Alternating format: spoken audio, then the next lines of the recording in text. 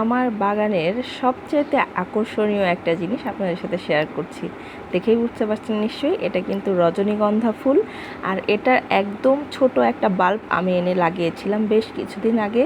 সেখান থেকে যে এত ভালো এবং এত সুস্থ একটা ফুল জন্মাবে আমি আসলে চিন্তাও করতে পারিনি।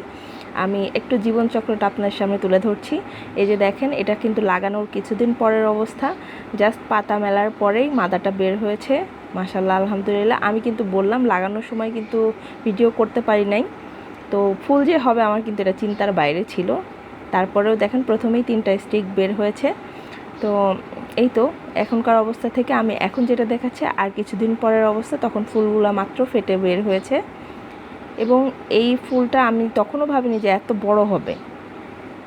ফুলগুলো একদম নিচ থেকে একটা একটা করে বের হচ্ছে, আর আমার ভালো লাগছে, কারণ ছাদ বাগানে সেই গাছের কিছু হোক বা না হোক একটু ভালো লাগা, একটু প্রশান্তি কাজ করে যখন নিজের হাতে লাগানো গাছ থেকে এত সুন্দর একটা মানে ভালো লাগার একটা মুহূর্ত সৃষ্টি হয়।